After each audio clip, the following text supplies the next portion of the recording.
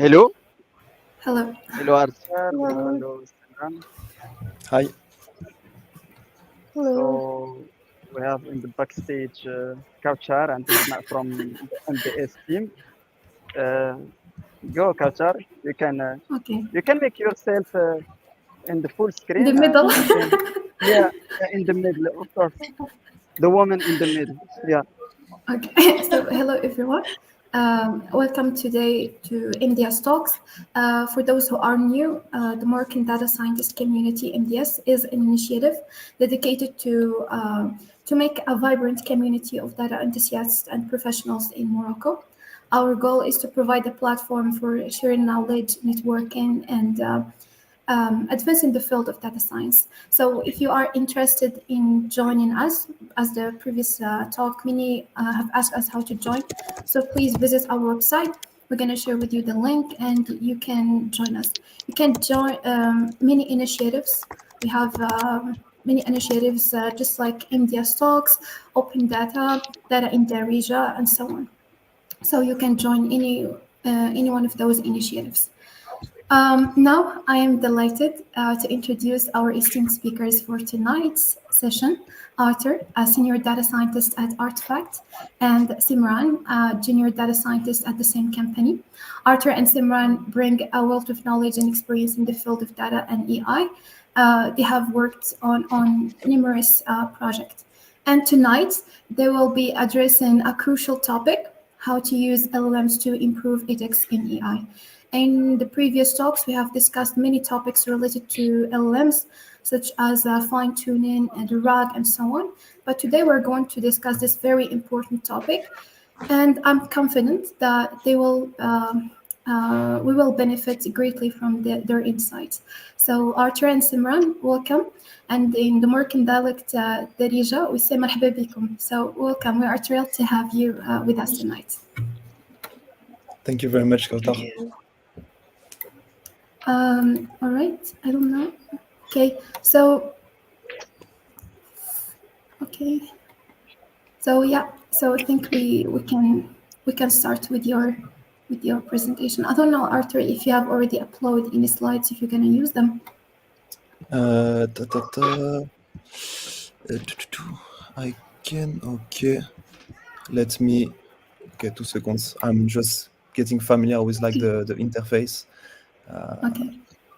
You can see a button here is called titled present. Click on Yeah. it, and then you can see the slides. Hopla. Okay.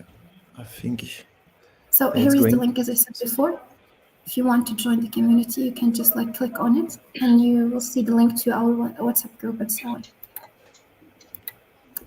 And yeah, while we are waiting for the slides, I would like to present our team. With us, Bahauddin.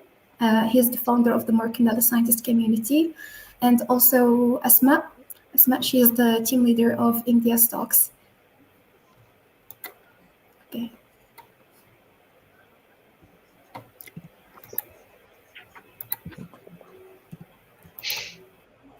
Can you see the slides now? Not yet. Yes, now, yes. Okay, cool. Okay, perfect. Okay, so let's kick off the session. So yeah, first of all, thanks a lot for the invitation tonight. I'm super happy to be here.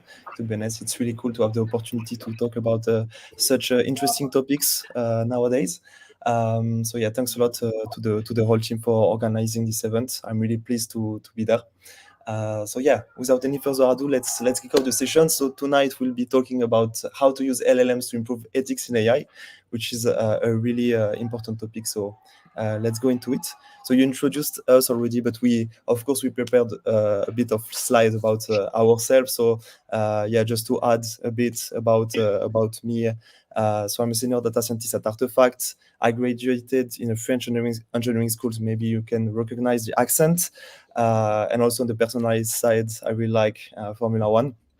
So I work in Artifact, which is a consulting company that is specialized in data and AI, and we try to bring value to people using data and AI. So we do a lot of cool stuff. So personally, I work on many different projects such as marketing, mix modeling, forecasting, and Gen AI, and happy to dig into those topics. And yeah, Simran, if you want to add some words also about yourself. Yeah, I'm Simran, and I graduated from a Dutch university. And I grew up in St. Martin, a small island in the Caribbean. And besides for data and AI, I really like all crafting projects, so painting, drawing, knitting, sketch, and everything like that. Thanks, Simran. So on the menu tonight, we divided the presentation into like four different parts. So first of all, we build a project that is called Fierté AI. We will see later on why it's called like that, and we will explain a bit how the project was born and why.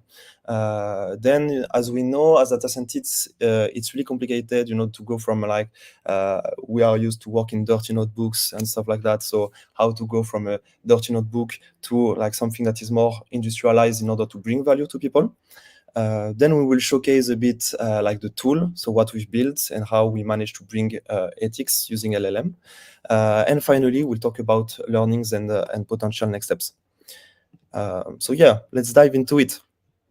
So as I mentioned just before, in Artifact, we really wanted to explore, okay, like we know GenAI is cool, LLMs are really amazing, they're everywhere. It's really easy to get like a proof of concept kind of project, but then how do you go from this proof of concept project to something that is more industrialized in order to bring value to people? Because it's our goal as data scientists. And thus we try to find, let's say, use cases while merging diversity and inclusion into the process. So this is what we did. Like the first step was to like reflect a bit on what's happening nowadays, and we know that like the diversity and inclusion topics are really everywhere.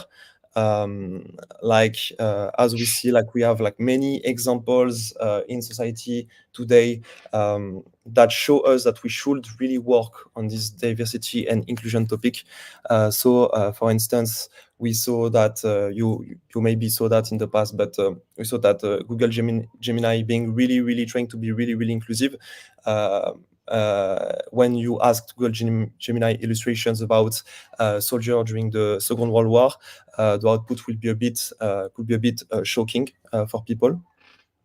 Then we had like some marketing campaigns with Bud Light, which caused a lot of let's say backlash among the right-wing community, because they use like a transgender influencer in order to let's say promote their new products. And finally, we have many examples in our day-to-day life, like some remarks, some comments that could come from friends or colleagues that are not aware about that, but that might, hurt people. And like all these examples are not like standalones, and you have like a lot of those examples nowadays. And within those examples, we find what we call microaggressions.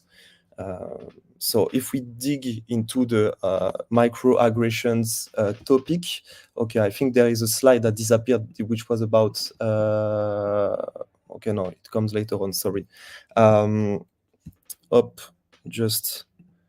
Yeah, it's that one.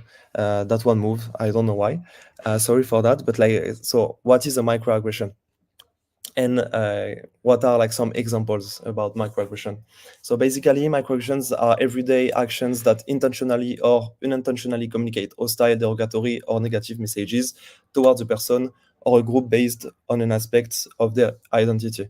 Also, what is important to know about microaggressions is that it can be really like something that you don't know that you are committing a microaggression, because everyone has its own sensitivity, and thus it can be really hard to detect and to prevent from those microaggressions.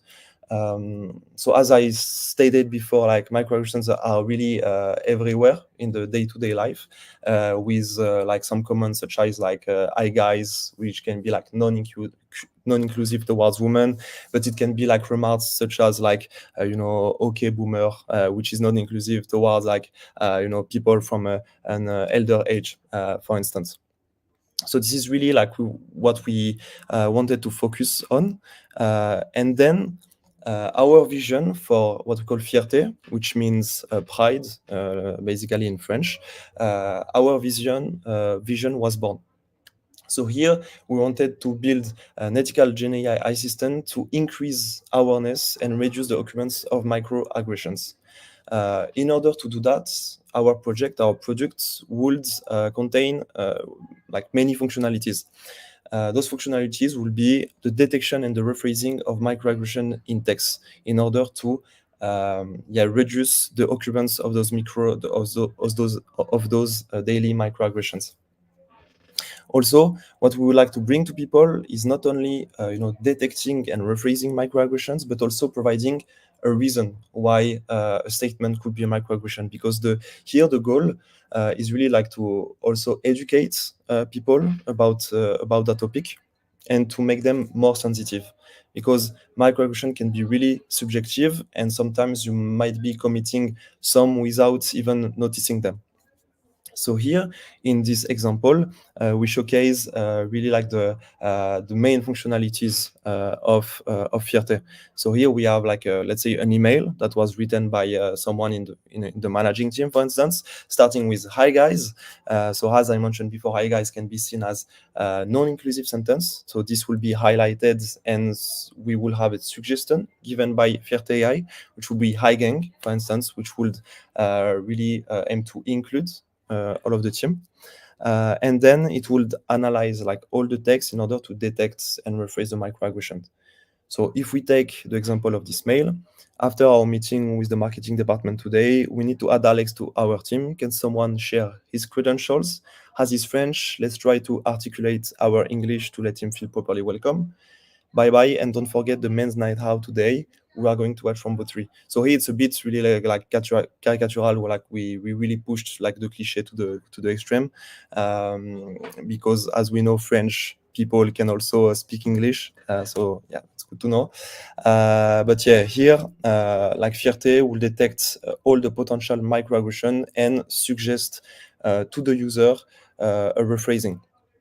What is also important to notice in those functionalities is that there's always a human in the loop, in the sense that you have like recommendations given by the tool, but in the end, it's always a human that will tell, okay, I want to rephrase it, or I don't want to rephrase it, because I mean, as we know, like AI is not always correct. And so it's always good to have someone to double check instead of like automate this detection and suggestion process. So this is the vision of Fierté AI. Now that we talked about, let's say, the vision, we see, let's say, many use cases in which these projects will bring value to people. First of all, it will be in the Gen AI models, because, and especially in LLMs, because as we know, LLMs are trained on really humongous corpus of text that were generated by humans. Of course, humans are full of bias, and thus it's possible that those LLMs will spit out the bias that are into the human community. Then we will also have like the marketing campaigns, because like, as you know, as a company, you really don't want to hurt like any part of any community, for instance, and you want to include as much people as possible in order to maximize your return on investment.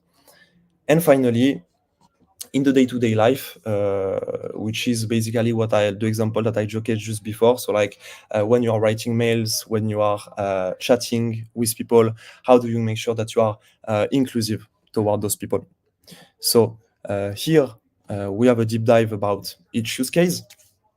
So for instance, in the Gen AI models, Fierté AI could act as a output layer in order to check that the output of the LLM is inclusive.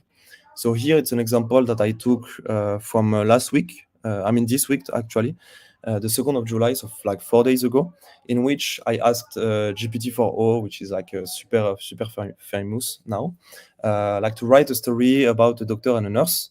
And here, what we can see in the text that is outputted by the LLM is that it spreads a bit, let's say, the stereotypes about doctor and nurse, because like ChatGPT basically spitted a story where the doctor was a male and the nurse was a female.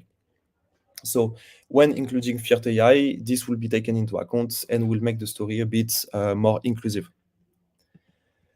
Then about like the marketing use case, here you want to make sure to include and not to hurt all the communities. So in this example, so like a marketer could say, our hot pants are designed to make you feel like the new Emma Stone. Then this could like be non-inclusive towards other people. And then like here, Fiert AI would like warn the marketeer that Emma Stone could be rephrased as just make you feel confident and stylish, so that there is no like stereotype or anything that is involved, and we make sure that everyone is included in the marketing campaign. Finally, Fiert AI could be used so as a tool in order to improve general awareness and education about microaggressions in public. This is going to be the case through like a plugin that we could be using in like Google Chats or like Google Emails, in which you would have an automatic detection, suggestion, and explanation about potential microaggressions in text. Is there any question so far? I don't know if I can see the question somewhere. Otherwise, we can take some questions. For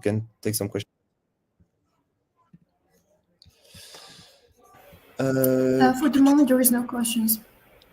Okay, perfect. Then I can give the stick to Simran. Okay, so now I'll take you through the entire journey of how we productionize Fiert AI. I don't think I can. You cannot. Okay, I can do it. Okay, thank you. Yeah. So to do this, we want to first focus on detecting a microaggression in a sentence, and to do that, we decide to leverage the traditional classification methods. So to do that, we did three things. We first compiled a training and testing data set, then we trained the classification models, and then we evaluated the models' performances. So we first started with creating a data set to train the model, train, validate, and test the model. There was no one single data set available online on just microaggressions. Therefore, we gathered data from different sources. So we first started with data sets that contained aggressions, like different levels of aggressions. We got three data sets: the bias corp data set, RT gender data set, and jigsaw toxic comments. And these data sets contain different levels of aggressions. So because our data set, we wanted our data set to be binary, so just either a microaggression or aggression or no aggressions at all. We did some we kind of just changed the labels over here and made it all into either aggression or non-aggression. And then we split this data into 80% for training and 20% for validation.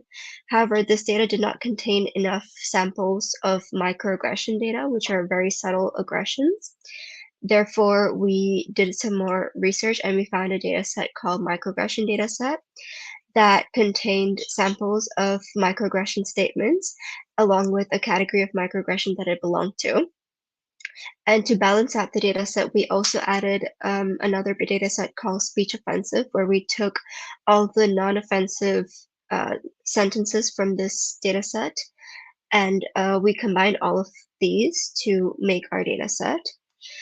From the second group, we took 80% to be the training and validation data set, and this was also split into 80-20 for training and validation, and then we used the remaining 20 for testing. To do some further validation, we also created our own validation data set, which contains 50 samples that were based on ChatGPT queries. And these samples were in different categories. So we had neutral samples, samples with subtle microaggressions, samples with implicit aggression, explicit aggression, and extreme aggression. Next slide, please. Yeah. And then we used two models. So we used the BERT model and ULM fit models, fine-tuned them on the data sets that were shown to you earlier. And then we tested it on our test data set. And we achieved an 88% accuracy on ULM fit and 55% accuracy on BERT. We did some further we checked the data, the performance of the models further, and we also found that our data on our validation data set, the models work pretty well on neutral data.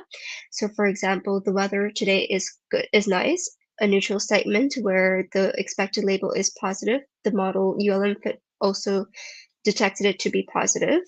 However, for subtle microaggressions, implicit aggressions, explicit aggressions, and extreme aggressions, the model did not work that well, as you can see over here with the results and the examples. So for example, you're so articulate for someone from your background, which is a subtle aggression. And in our case, we labeled it as negative. The model detected this to be positive. You're too ugly to be taken seriously, an explicit aggression, which should also be negative, but the model detected it to be positive. And I hope you get hit by a bus. An extreme aggression, the model also detected this to be positive. So given these results, we found that this model can be a good baseline for the next steps. And it has some benefits, such as once it is fine-tuned, the inference time is really, really fast. It can be specialized easily if you have the right data, and the tuning time wasn't too long, so it took about 3 hours for ULM fit and 15 hours for BERT. However, there were quite a few drawbacks. So they're only classification models, so we can only do detection with this. We need a lot of accurate labeled data to achieve good performance, and it is very hard to find a data set that contains many microaggressions to train these two models. Are there any questions before we move on? No, in the chat for the moment there is no question. Okay. Yeah, so after trying the traditional classification methods, we decide to explore the world of LLMs. And we want to know whether... Yeah, sorry, Simran, there is a question. Okay. You can see it? Yeah, really interesting project and ideas, but how can I discern between subtle aggressions and a friendly joke, as it can give false positives? I think for this, it also really depends on the context in which the sentence is being said. And I think for that reason as well, the classification models did not work too well because they were only trained on single sentences, so they can't really tell the difference between a joke and an actual subtle microaggression. And that's why we also wanted to move more towards the LLMs.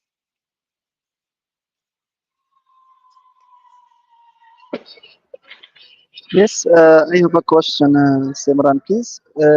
Can you talk us more about the ULM fit model versus BERT?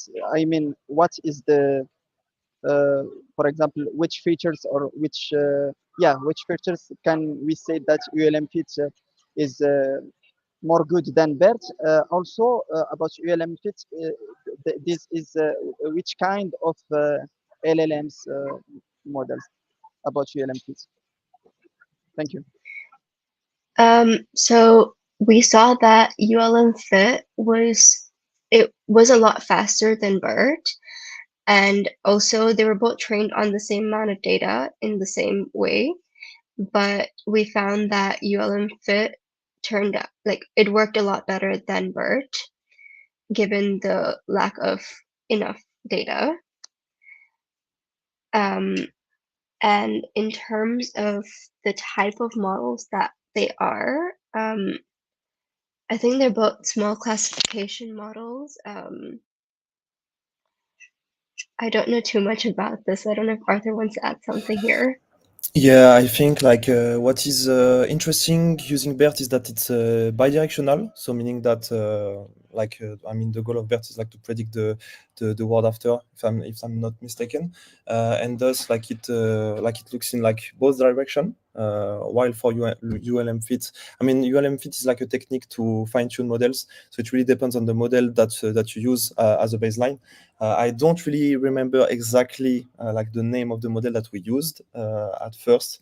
It was some months ago, but like happy to give you the information later if that's good, Behedin. Yeah, thank you. C'est gentil, Arthur. Thank you.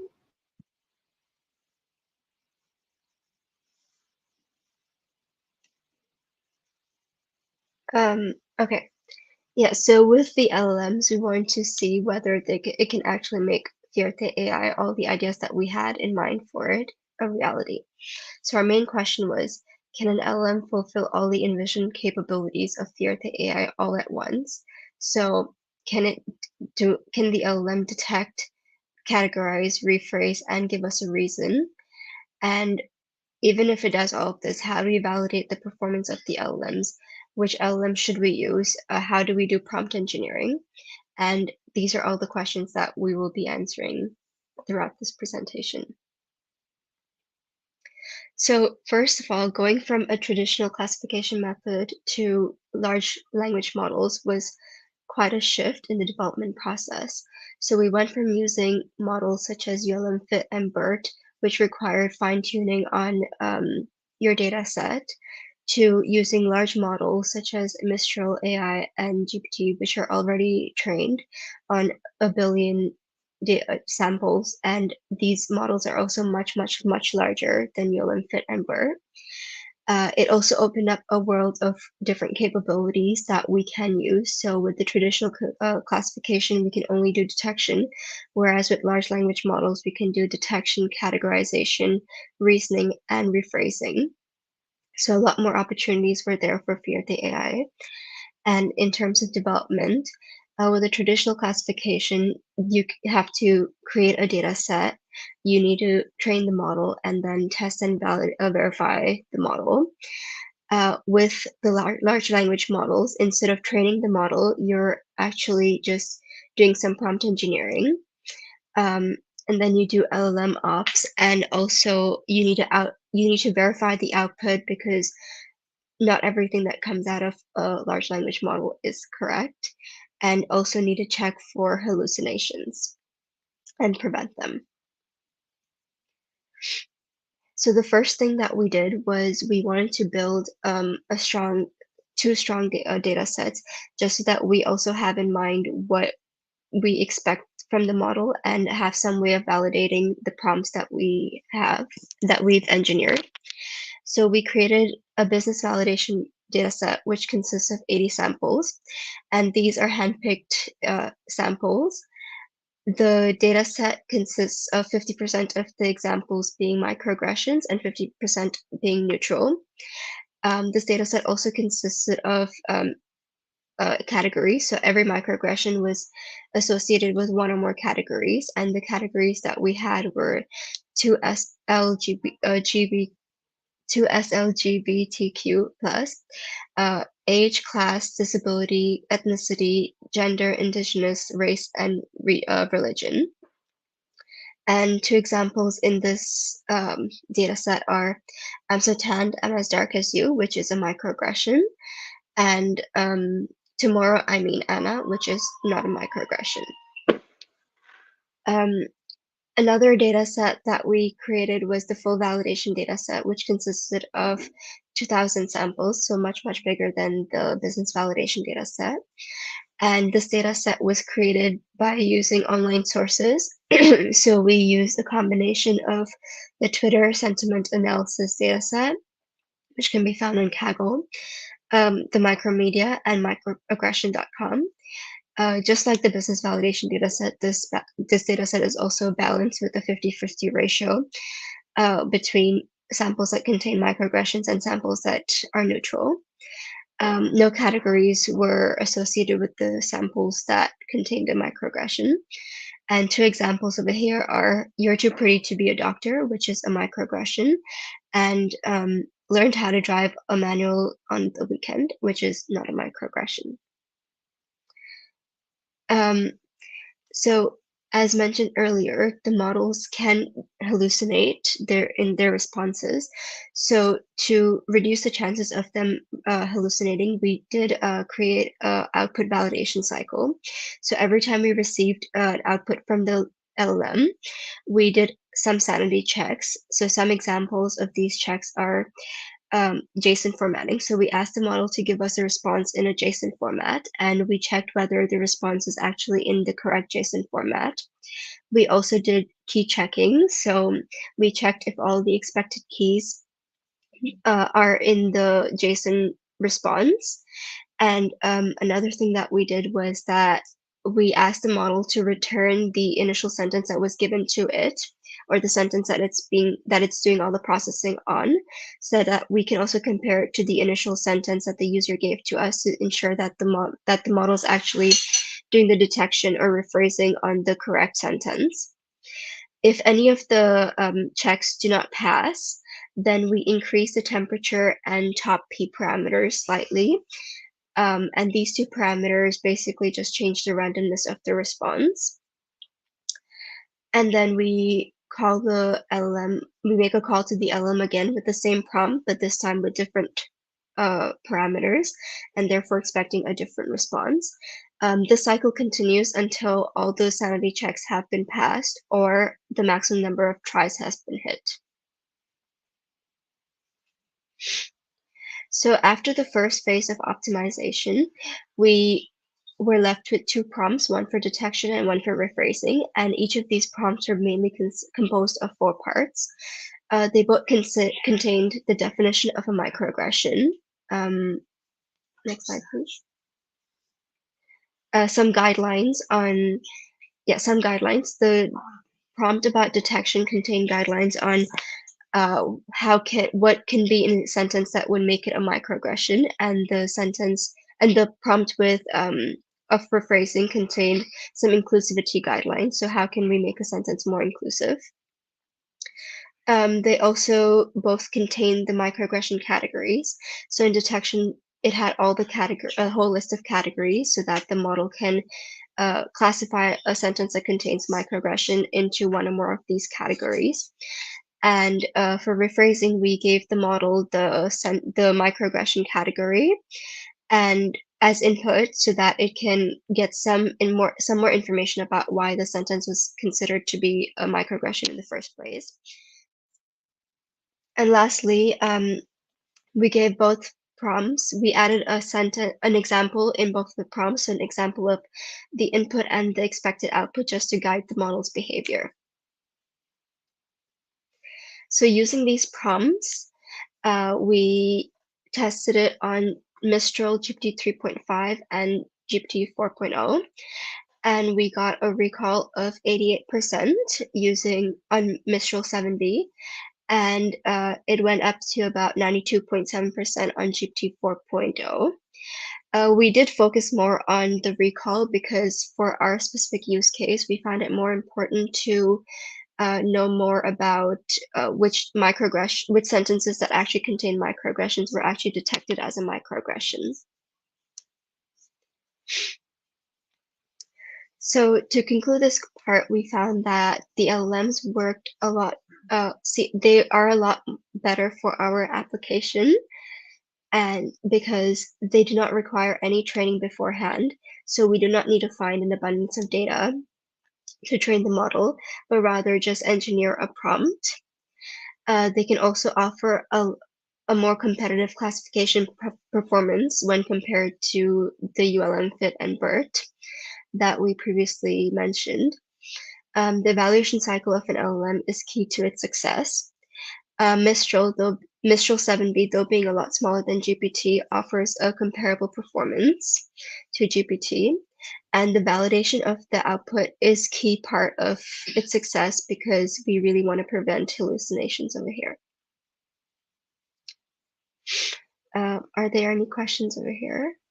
Yes, Simran. Can you back to the benchmark table between Mistral and yes? Can you explain us because the audience there are some beginners, some intermediate, some advanced. The difference between in a technical side, the difference between accuracy, recall, and precision.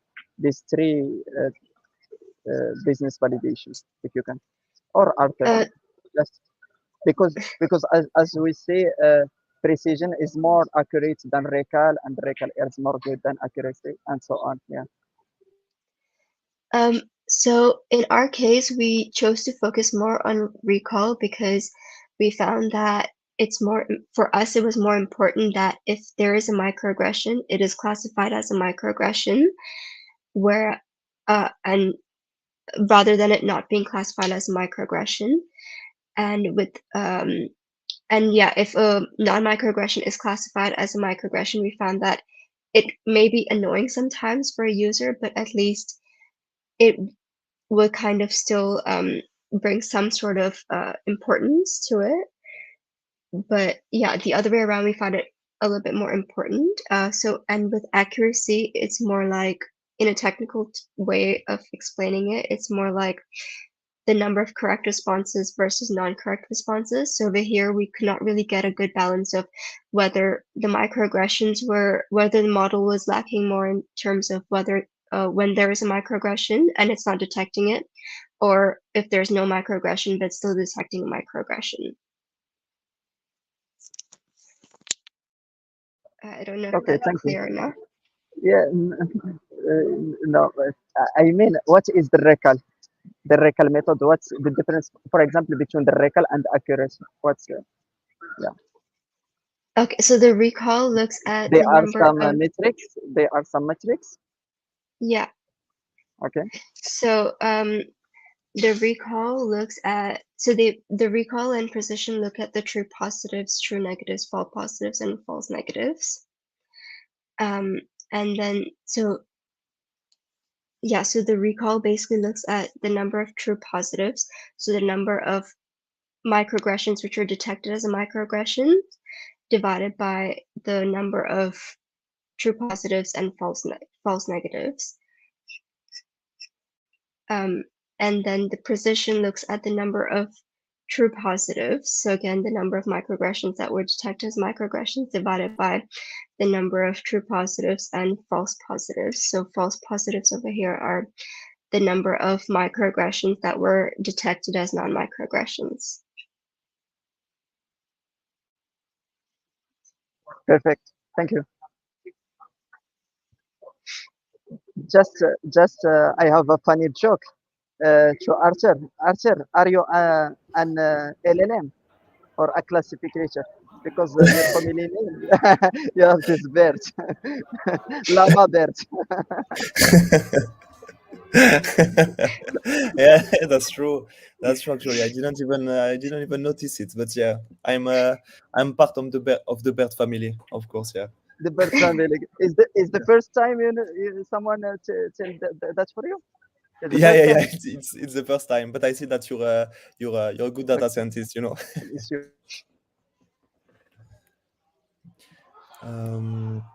Okay, so thanks Simran for all the technicalities.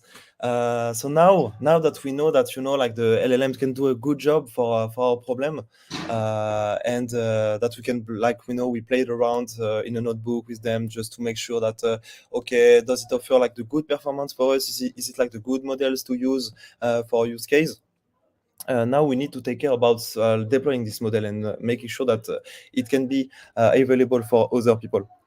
So in order to do that, we had like two streams running in parallel. So first of all, we needed to develop a really intuitive user interface in order for the user, for it to be really easy to use and intuitive. in order to for him to like have all the different functionalities of the project. And we will need to develop like a strong model architecture in order to make sure that the model will be served properly and could be like queried also properly. So for like the model serving, what we first chose to do was to serve like a Mistral 7 billion on a virtual machine ourselves. So you have multiple ways of doing so. So like on our case, we use like a Google Cloud platform. So like GCP offers capabilities of serving model on a VM quite easily. Like in 30 minutes, you have an endpoint and you can query the endpoint with like a specific JSON format. It's like a basic API call, basically. Or you can choose like if you want to do it yourself, like to build your own VM, go to Hugging Face, downloading the weights of Mistral 7 billion and playing around with it directly. Then we connected like the VM to an endpoint in order to utilize it as an API gateways to have like control about like around the traffic and for security purpose. So like who is allowed to query the endpoint and is not, which is also really important. You don't want bad things to happen or bad people to access to your endpoint. So yeah, security is also important. So in the end, like we integrated the front end and the back end in this architecture, which is like quite simple, but that you can really scale as you want, which is also good to know. So we had the back end, fully coded in Python, and we will Dockerize the back end, and we will have like the front end that was built on JavaScript and CSS. The code base will be like on GitHub, like really classic. And then we will have like one endpoint for the front end, one for the back end, and we will have like the LLM served like separately, like in our VM and connected to the endpoint. So like in the end, if we take the user journey, how does it work? So like the user interacts directly to the front end, it provides an input, the inputs will be connected to the endpoints and will be sent to the backend endpoint. The backend endpoints will be connected to the backend. So like all that is inputted by the user will go to the backend. So like the backend will take care of, like classic data science tasks like pre-processing, then LLM call, and then post-processing. So then we will have actually the LLM call, and we will receive the answer from the LLM, and it will do the path all over again, but in the opposite direction, so that the user will receive the output from Fierté. Also, as I mentioned just before, in parallel, we developed like a user interface which looked like this, and that provided like some functionalities. So first of all, you could input your text. So it's like the text that might or not contain microaggressions. And then you will run the button analyze. After waiting some time, you would finally have like the result of your query, in which you will have like multiple boxes telling whether or not you have microaggression in your text. The potential microaggression will be enlightened with like the red light that you see like just under the text, and you will have like the potential category of the microaggression. Also like the reason, which is one of the most important parts. It's about like raising awareness here and understanding why what you wrote is a potential microaggression. And finally, you will have a rephrasing, because sometimes you might have like a reason, but you're like, okay, how do I make sure that it does not happen again, and how do I make sure that when I modify my sentence, the microaggression is not there anymore. Is there any question about the deployment and like the front end part? Yes, Arthur. If you can, for example, let's décortiquer Fierté AI. En fait, est-ce que c'est un chatbot ou bien c'est un LLM? Ça, c'est la première question. La deuxième question, elle est dédiée à l'utilisation publique comme ChatGPT, etc. Ou bien c'est B2B, D'accord? C'est pour les entreprises. Bon, et la troisième question, c'est quoi le dev stack, le tech stack utilisé? Ça veut dire, par exemple, les librairies, les librairies Python, les vecteurs database, côté développement aussi. Est-ce que c'est Next.js ou bien quelque chose comme ça? Donc, merci. Okay, so there are three questions. Let's start with the last one, which is like the tech stack. I guess like Simran has more details than that, but like there is no like a vector database involved. It's like really simple in the end. So what happens is that we receive the backend receive the input text. So the Vierte API receive the input text. It does like some pre-processing. And then with the pre-processed sentence, we will do an API call like to our served LLM. We will receive the output, check that the output is correct by checking for hallucination, for instance, and then putting it in the right format so that the front end could read it. So in terms of tech stack, it's really like really simple. So it's not a RAG architecture. It's really based purely on prompt engineering. So we will see later on in like the next step and the learnings. What we could enhance here, because also something that we forgot to mention is that we build that project with really limited resource. This project is also there to prove that you can play around with GenAI and build really cool project without having a lot of budget. Like you don't really need like a lot of money to build a cool project with GenAI, which is also really cool. With a bit of knowledge about cloud architecture and prompt engineering, you can already reach like good performance and provide a lot of value to people.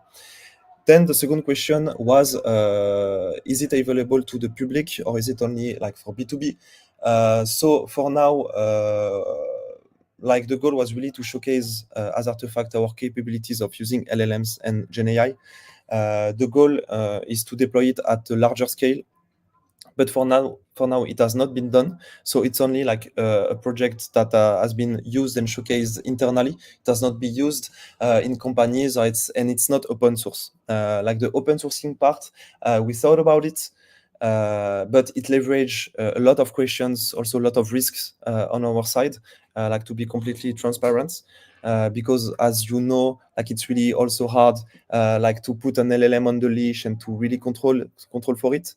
And as I mentioned before, we have limited resources. So the goal here is really like to also convince companies that it can be also useful for them and to implement them, tailor Fierte to their needs, and deploy them on their architecture and giving them the code base. Basically, here we just provide the expertise. And the first question was, sorry, I forgot. If you could repeat it, that would be it's just hello. Oui. So, d'après ce que j'ai compris, c'est en fait Fierté AI, c'est en mode preview, c'est ça? C'est en mode prototype. C'est pas encore déployé, c'est ça? Je pense. Ouais. Ouais, vas-y, je t'en prie. Et la question, est-ce que c'est un LLM ou bien un chatbot? Mais comme tu m'as déjà répondu, c'est du prompt engineering, c'est pas même du RAG. C'est bien ça. C'est ça, exactement. Ouais. Sachant que ça peut être du RAG, ça peut être joli, je pense. Ouais. You can do fine tuning. You can do RAG as well. Like we really wanted to go like, okay, what we can do, what is the most easy way to do it, and then incrementality, like improvements, like in technology, so like having a strong baseline and then like really build on top of it. It's really also how it works. I mean, at least how I see things, not like starting directly with a RAG with fine tuning and stuff. So what is the easiest way? The easiest way is like proper prompt engineering, which is I mean, in the end it takes time and you need like a strong methodology to do it, right? And then really trying to think, okay, how can I work on my model in order to get those few percents of recall, of accuracy, how to improve my metrics and to really iterate on it, like a all data science project, basically. Yeah, exactly. So the most important thing to have your first choice, your first MVP. After that, you can scale, you can change. But my question is, how you can calculate the accuracy? Accuracy. Comment vous pouvez la détecter? Okay, so like for the accuracy, what we did is like as Simran mentioned before, like we built data sets and we evaluate our model on the we had like a business validation data set, which is like a small data set to iterate really fast on the prompt. It's like 50 samples. But then when we have a strong prompt and we want to make sure that it works for like a lot of different use cases, we have like a data set that is composed of 2K samples. And it gives us like a more accurate, let's say, representation of our model performance. Also, worth to mention that like those metrics are only computed considering the LLM as a classification model, because as we mentioned, Fierté also provide suggestion and reasoning, and for those two parts, it's really trickier to evaluate the model, because how can you evaluate that your rephrasing is right? You can think of many different things. For instance, like making sure that the sense, the meaning of the two sentences is close, and also taking the new rephrased sentences, iterate over it, and making sure that the microaggression disappeared. So we have like a lot of things to explore still. We have some ideas. And yeah, we will explore that in the future, I guess. Thank you. And then, Simran, I give you the stick again. Yeah.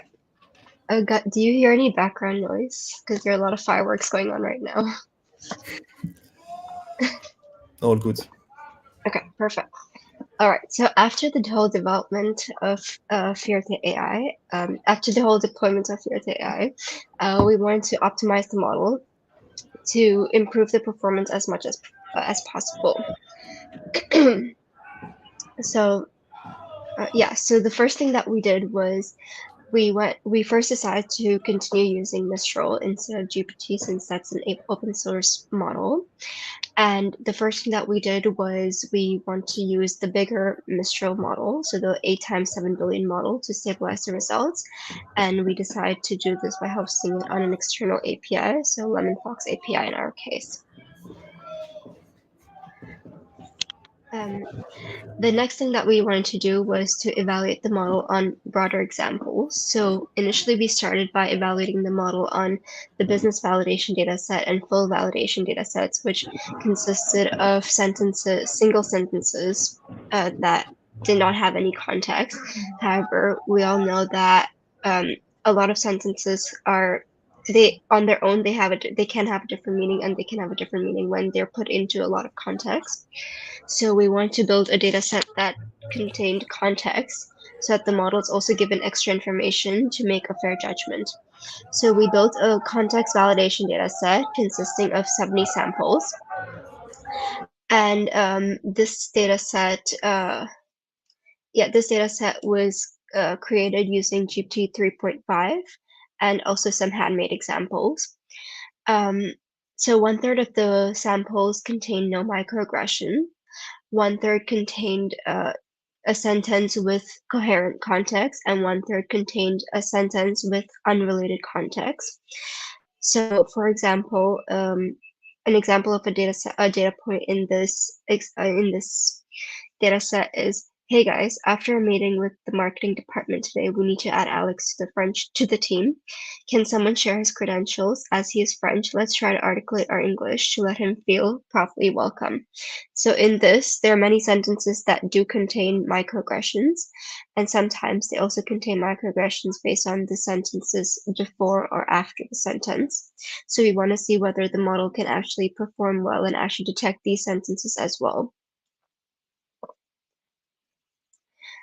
Another thing that we did was, so when we gave the model a sentence and asked it to detect whether it's a microaggression and detect the category of microaggression it belonged to, many times the model gave us a category that was not in our predefined list of categories. Therefore, we also decided to enhance our list of categories by using the output that was given by GenAI. So using this, we added 3 more categories to our list of categories. So we added mental health, physical appearance, and stereotype. We also explored multiple prompt engineering techniques, such as few-shot prompting, where we added 1 or more examples to the prompt to guide the model's response. A chain of thought, where we instructed the model to respond with a step-by-step explanation of its reasoning process, and this also helps us to understand how the model is thinking in the case that it is going wrong. Where is it really going wrong? Context integration, so providing the model with additional information about the sentence, so the relevant context, so that it can make a fair judgment on whether there is a microaggression or no microaggression. Prompt chaining, so instead of giving the model one large prompt asking it to do multiple tasks, we give it multiple smaller prompts where every prompt just asks the model to do one singular task, so that it can just focus on that one thing. Step back prompting. So we encourage the model to take a step back by prompting it with higher level questions and principles. So for example, instead of giving it a prompt that defines a microaggression, includes the guidelines on how to detect a microaggression, we ask it questions like, can you first tell me what is a microaggression? It will give you the definition of microaggression. What are some guidelines to detect a microaggression? It'll give us all the guidelines for microaggression. And in this way, it still has all the information that you want to give it, but it's not overloaded with a lot of information in one prompt. And lastly, we decided to experiment with also a flowchart design. So we designed a flowchart to create a sequence of questions to input to the model. And over here, it gives us a clear understanding of how the model is really thinking. And we also kind of guide the model's thought process over here. So at the end, we decided to use a combination of prompt techniques, so we determined which prompt to use depending on the user input, and this is the final workflow of our model. So we first start by getting the sentence or paragraph from a user, and then we determine whether the user input contains context or not, and this depends on whether there are multiple sentences or a singular sentence. In the case that there is context, we use the context integration prompt, and then once we get that, then we get the category of microaggression. And in the case that there's no context, we use the prompt that doesn't contain any context, and get the whether there's a microaggression or not, the reason, and the category. And both of these prompts require the model to give us the output as a JSON. Then we perform sanity checks. And we perform the sanity checks. If any of these sanity checks fails, then we check if the sentence needs some pre-processing, because many times if there's a typo or a grammatical mistake in the sentence, and the model tends to change the sentence when giving the output. So we do pre-processing on our side and then feed this new sentence to the model again, and it will do this whole process again. In the case that all the sanity checks do pass, then we check whether there is a microaggression or not. If there is a microaggression, it goes on to the next phase where we ask the model to give us a suggestion on how to rephrase the sentence so it doesn't contain any microaggressions. And finally, we get an entire output of a JSON output, and we structure everything. So the initial sentence, whether it contains a microaggression or not, the category of microaggression, if there is a microaggression, the reason for why there is a microaggression, if there's a microaggression, and a suggestion on how to rephrase the sentence. And we send all of this to the front end.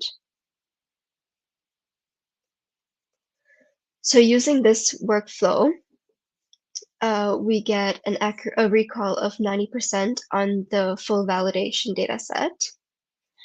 And these are the other metrics. So on the full validation data set, the model achieved a accuracy of 85.06%, recall of 90%, and a precision of 78.81%.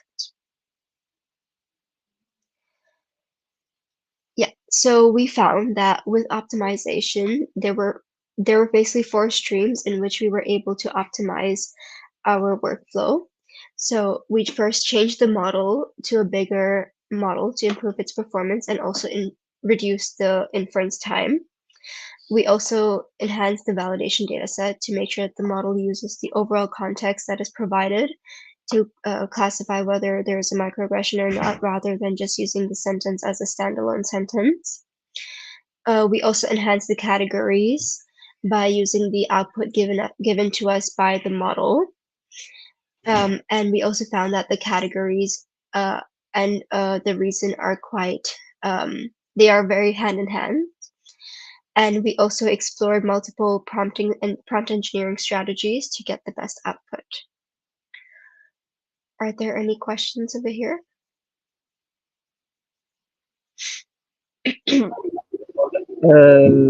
Yes, yes. So I am trying to understand that product. Okay. So in the beginning, we are thinking that these services use prompt engineering techniques. That's good, but I just want to understand the relation between the data sets used and the the FRTI because it's not trained, it's not racked. So what is the yeah. Do you want to take it, Simran, or do you want me to take it? You can take it. Okay. I mean, the data sets here are really here to evaluate the model in the end, because, I mean, we want to make sure that we go in the right direction with like the prompt engineering techniques, right? So like, how can we know when we change the prompt that this prompt is gonna affect positively the model?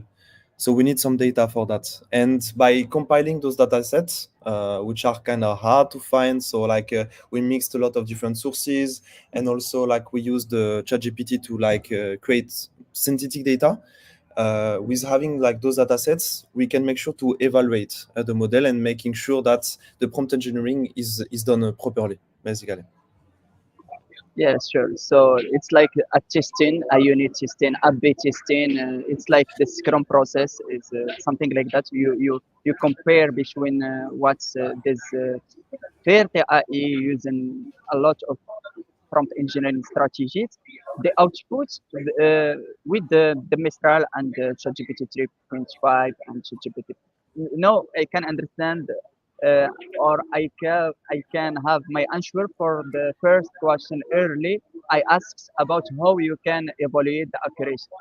So you can use some data analytics techniques to compare between. So this data set, this business validation data set is you who make it. That's it, I think. Yeah, that's good. Yeah, yeah. Indeed. And since like we have the labels and stuff already, it's like a classical classification. It's like evaluating a classification model in the end. So in the end, like the data sets are used for testing and to iterate on the prompt. Yes, using that BERT and the ULM fits, right?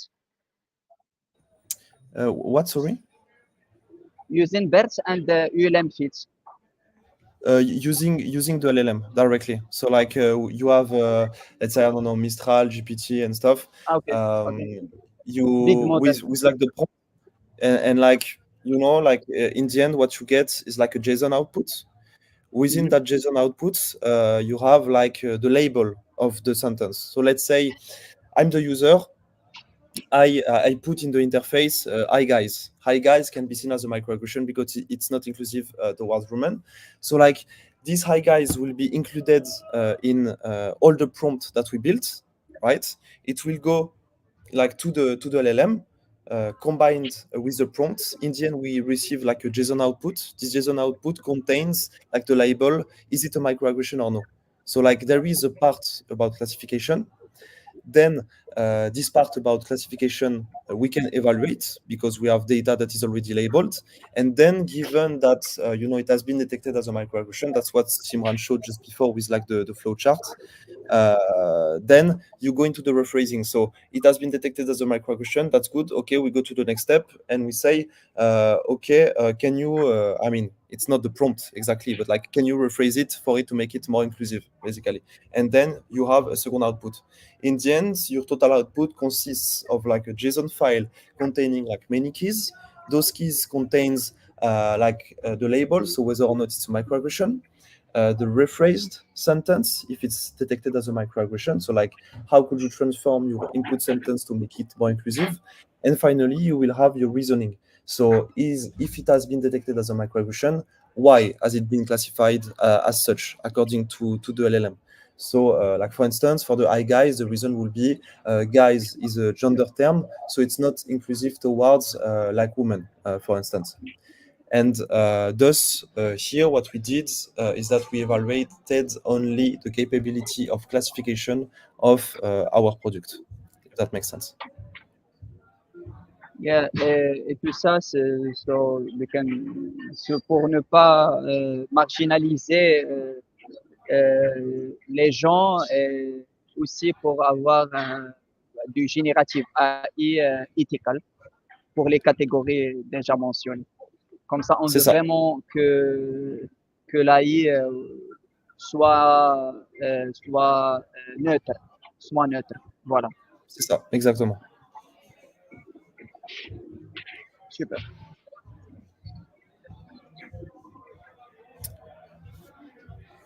And then, Simran, if you want to take over. Yeah, so that was us taking you through the entire journey of how Fierte AI was created and how we brought an idea into production. And now it's time we can show you the demo of what we actually created and how it works. I think I can share my screen.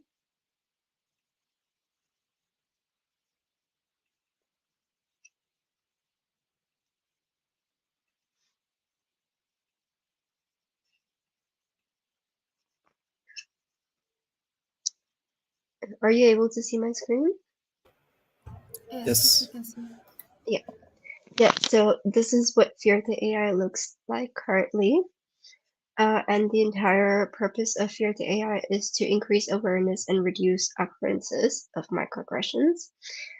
Before we go into testing it, I can just show you a little bit about what it is about. So we have what Fierte AI is, and the sole purpose is to detect microaggressions in society.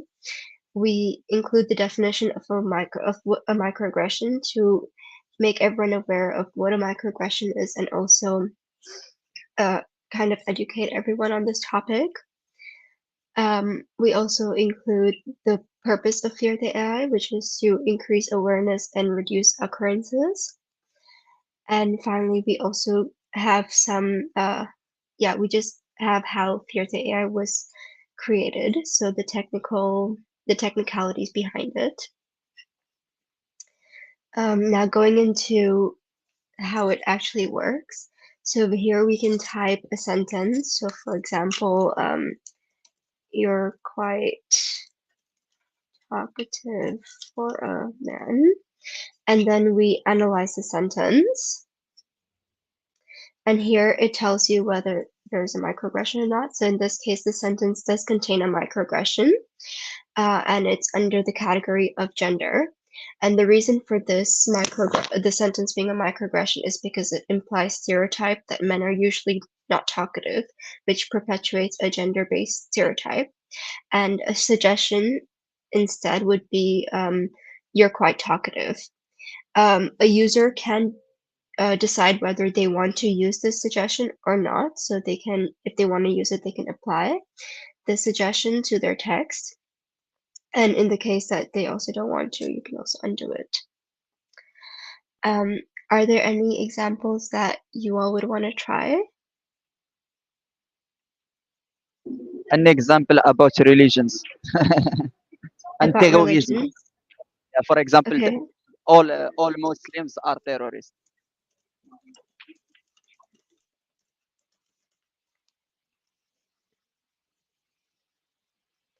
Okay, so this was also detected as a microaggression under the category of religion and stereotypes. And the reason is that the statement is a microaggression as it perpetuates stereotypes and discriminations against Muslims, associating them with terrorism. A suggestion is no one should be judged or stereotyped as a terrorist based on their religious beliefs, such as being Muslim. I think over here the suggestion is more on explaining why it shouldn't be there, why the sentence shouldn't be said, rather than being a complete suggestion or replacement for the sentence. Yeah, it's a reformulation and it's global, and I like it. Yeah, it's good. Are there any other examples?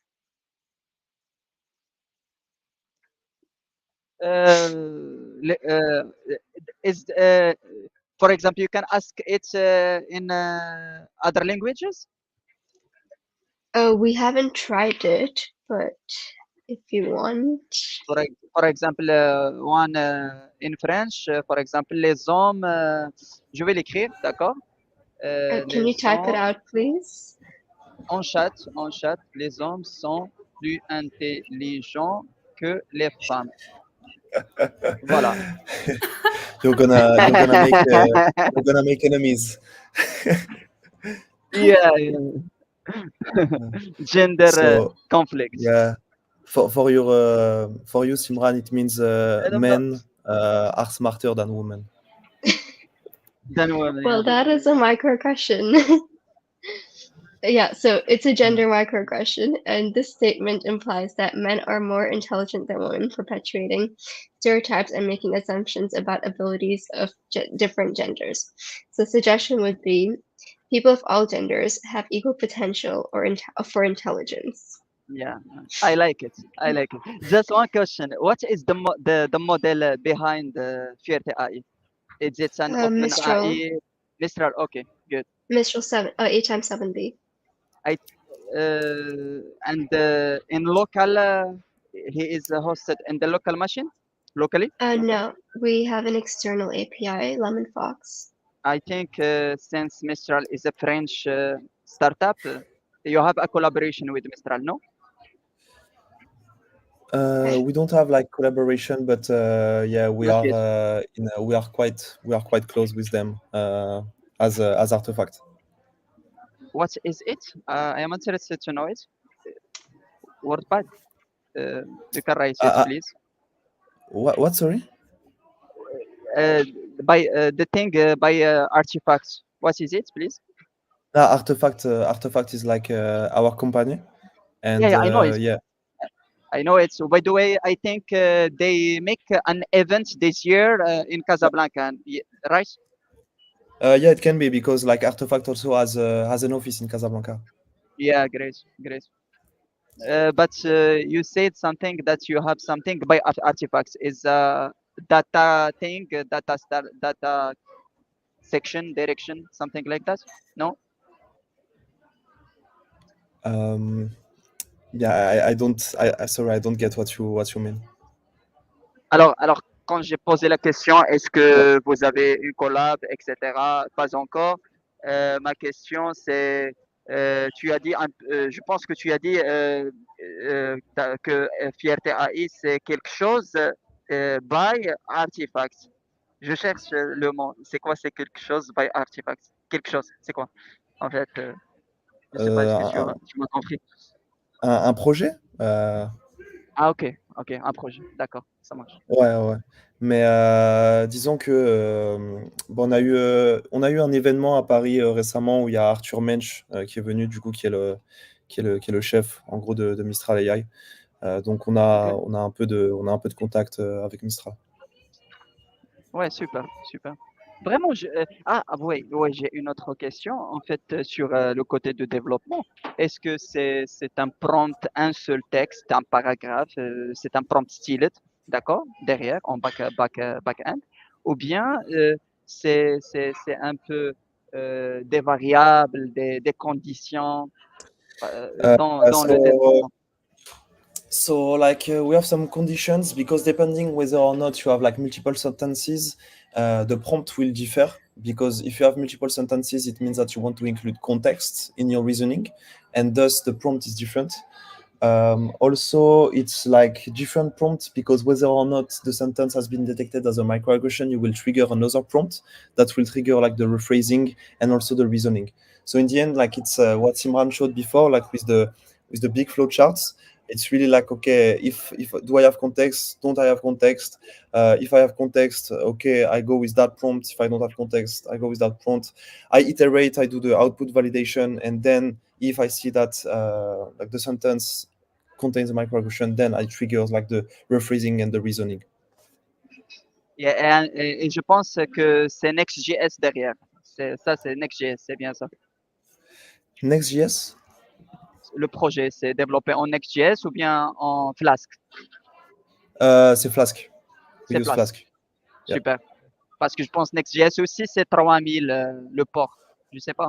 Le par défaut. Ou bien Yeah, 5000. yeah. Non, c'est 5000. Non, Okay. c'est 5000, je pense. C'est 5000. Okay. Bon. And also, here you see that it's like the address was like localhost, but like the goal is really like to deploy it. So talking about next steps, so like next week we will stress test the application, meaning that we'll try to connect with multiple users and try to trigger the application, with multiple users, just to make sure that we can open it to the world. And also this will help us a lot to receive feedback from users because like the best feedback is the one from the users, right?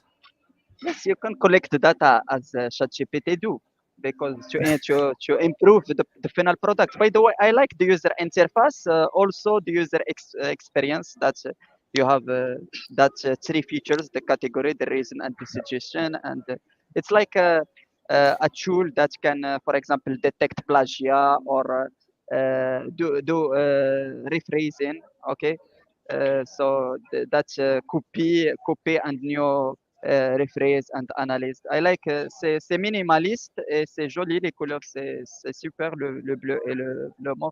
J'aimerais bien l'avoir en prod, d'accord, pas en dev. Et c'est bien, c'est bien, c'est joli. Et j'aurais aimé avoir, j'aurais aimé voir une collab entre vous et Mixtral parce que c'est pour, c'est AI for good, tech for good. C'est quelque chose qui englobe plusieurs catégories. Voilà.